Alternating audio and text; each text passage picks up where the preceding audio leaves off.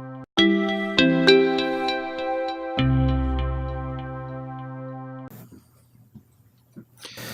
afternoon. My name is Dr. Alex Glew, G-L-E-W. That's a name that should stick with you. Now I have a quick question before we start. How many of you came to hear about technology and the role of new government in the new technology? Okay, I was sent 6 topics suggested to cover, and I'll try to do that. I spent my career practicing engineering, pragmatically solving problems, meeting budgets and schedules, and working with teams, running a business. Now I want to solve problems in Sacramento. I know we have enough of them. If we don't break the Democratic supermajority, they can, have, and will tax at will, and have done so. They increase spending without restraint. In a recent California Chamber of Commerce survey, Cal Chamber, they asked, regardless of how you're registered, how do you vote? 68% of the state said they were either independent or Republican. You can vote for the sanity that I envision in California and still be in the majority. A little on my background. I was raised in San Mateo County, born in San Francisco, actually at UCSF. It's good to be home. Grew up in Pacifica. Now I live in Santa Clara County. I earned a BS and MS in mechanical engineering from Berkeley. I worked for 10 years at a small tech company that grew 40x and became a Fortune 500, Applied Materials. Next, I attended Stanford. I earned a PhD and master's in materials science. I started an engineering firm I've run for the last 20 years in Mountain View. I've served as an expert in semiconductor technology for the Antitrust Division of the Department of Justice. I've testified in U.S. Federal District Court a number of times, the High Court of Taiwan, in international arbitration, the International Trade Commission, and a number of venues. I'm a recognized expert in technology. I also know my community. I do volunteer work. I'm a city commissioner in Los Altos. I review all the 2-story buildings and development in our city, along with my other board members. I'm on the board of directors for the Los Altos Rotary Club, the largest NGO in the world. I'm a director in charge of operations. I'm also a board member of Spark, a local grassroots political organization. It's embarrassing how little technical knowledge there is in the legislature. We don't need real estate agents and attorneys to guide our state's approach to technology. We need technology people. I will touch on the following topics that were suggested: automation, artificial intelligence, and the displacement of jobs, data privacy and security, workers' rights and classification, regulation of the gig economy, California's cannabis industry, and the gas tax and infrastructure. Starting with AI and job displacement. AI provides for the overall enrichment of society. It will produce jobs for the trained. It will reduce jobs for the untrained. The Economist magazine suggests a global increase of 120 million jobs due to AI, but a loss of 60 million.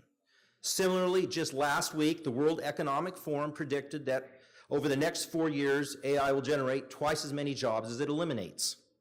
So these are concerns. You can look them up. It's not a technology that's going to radically change the world. Data automation has been going on for a long time. This is a continuation of what we've been seeing. Local, state, and other entities can help those most impacted by this change through education and policy, and it can help to attract businesses to California with training and incentives. Sacramento must direct our local and state colleges to help train our citizens for the jobs of tomorrow, including work in AI and data automation, big data, lots of these things you've heard. We need public-private partnerships so that industrial companies, professional societies, trade groups, NGOs, even religious organizations can help retrain workers with all with proper oversight. The burden is not all on the state. If a local sober living environment wants to put on a program to train their people to develop new skills, that's great. The state needs to help them do that. Here's one NGO example. As I mentioned, I'm in the Rotary Club in Los Altos. I'm on the Veterans Committee. Rotary is the largest NGO. We improve opportunities for military veterans attending Foothill Junior College in the Silicon Valley by raising money and mentoring. These people are only in their 20s, and they're already on their second career. Change is the only constant. get used to it, especially in tech. We also need programs to retrain senior workers, not just the young, for work in modern fields, including AI. Another example, I hired a 65-year-old woman in my company who'd been an executive assistant with little future opportunity. There is age discrimination in the Silicon Valley. She is now doing website, social media work, and other things that she had never done before, and that she insisted she could never do. Well, she's doing them and enjoying it. People must be retrained as opportunities change. It is the humane and economical thing to do, whatever end you approach it from. It preserves families, it preserves communities. These are important. We do not need to import millions of foreign workers, stripping foreign countries of their brain trust to staff the AI positions that we create in our own county. We need to train and retrain our young people, old and veterans, for high-skill, high-paying positions. We should start in junior high school. With a Democratic supermajority, super or not, we have a bottom 5 state educational system with a top 5 cost.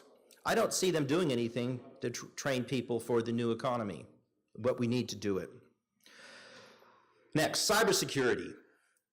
Sophisticated groups, foreign and domestic, threaten the security of our personal and business data every day. For example, I once had an inconsequential server, a virtual private server sitting in another state that I watched. If they'd hacked into it, it wouldn't have been a big deal. But I watched at least 50 times a day people tried to hack into it. People from Russia, the Middle East, North Korea. Every computer, whether you realize it or not, is being attacked all day long in this country. It's how it is. We need to take this seriously. They didn't penetrate, of course. Now, I've written clients or reports for clients to submit to the NSA as to whether they could actually destroy their data when they were done with it. Imagine that you had a sub that got surfaced or an embassy wall that was breached and somebody got a hold of a solid state drive or a thumb drive with nuclear codes or people's names. Can you even destroy that data? That's the kind of things we need to understand and actually have policies on. I have some specific ideas. One simple one. The state should start by asking its suppliers, the state has thousands of suppliers, to get certified as cyber safe. The problem, there's no certification. However, we could incentivize organizations such as the IEEE or ISO and industry to develop a standard. There needs to be a simple certification for which businesses, large and small, can use so they can be made cyber safe. Routers, servers, password protocols, wireless standards, dual-factor authentication, laptops, thumb drives, you consider it all. Think about this. A restaurant gets reviewed as to whether or not it's sanitary and gets a rating. Well, their IT system should too. A restaurant should not be handling food or confidential employee information unsafely. Every business and home has cybersecurity issues. We can stimulate the development of these standards in California and not spend much money at all simply by asking our supply base to the state to do so. Okay. I'm at 7 minutes and 39 seconds. I was told I had 10. My timer's running. I understand technology. Okay. The cyber program should be incorporated into college and university systems and training. Obviously, as Californians, we are poised to lead this effort. We're by far the biggest tech sector, and we need to do something about it. It's embarrassing that we have laws about straws, but no cybersecurity plan. Workers' rights and classification in the gig economy. This year, the Supreme Court ruled that the 1925 Federal Arbitration Act essentially trumps the National Labor Relations Act in the sense that people can't be held to arbitration clauses in harmony. They don't conflict with each other.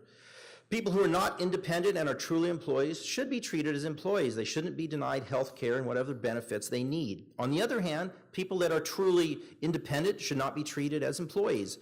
There's no dishonor or shame in being an employee, but it's not the same as having your own business. Why would we treat an Uber driver as an employee, but not treat a sole practitioner and attorney, a sole practitioner, doctor, or engineer, or real estate agent as employees? They control when they come to work, they control how many hours they work, how much money they make, their expenses, and their profit and loss. So, this is largely a fight that's going on right now, the gig economy. You know where I stand on this. California's cannabis industry. Cannabis is a controlled substance in the US. There's no reason for the federal government not to waltz in and arrest everybody involved in it. It's a very risky thing to be involved in. On the other hand, it's simply a bush and it's not inherently evil. I've received calls from people who want to make equipment for the cannabis industry. I make a lot of high-tech equipment. That's part of what I do. It's kind of like the Wild West. These people are unregulated. It's an interesting opportunity for some. It's generating 1/4 of the revenue it's supposed to because people are simply illegally selling marijuana. The industry can't really develop when they're competing with unregulated people who are tax evaders. So we have a malformed recreational drug industry and a crippled or non-existent cybersecurity program. This is California. It's a mess concocted by the Democratic supermajority, but it needs to be addressed. Lastly, the gas tax and infrastructure. We had an 18-cent gas tax. That was all spent and wasted on other things. They added a 12-cent gas tax, which is regressive, costs $779.28 for a family of 4, about what they spend on Christmas. The money's not in a lockbox, and the governor can rule it as fair game if the state really needs the money. So I would urge you, vote yes on 6, repeal the gas tax, and make them spend the money they already take on infrastructure. The money's there, stop squandering it. If you want more information, go to my website, glew2018.com, go to my Twitter site or Facebook page. 4,000 other people have signed up for Twitter. You can do it too to follow me. My name is Dr. Alex Glew, GLEW. I'm running in Assembly District 24, Sunnyvale up to Atherton, and the coast, El Granada down to Pescadero, including Half Moon Bay, Menlo Park, Palo Alto, those regions. And just remember, stick it to Sacramento, send Glew.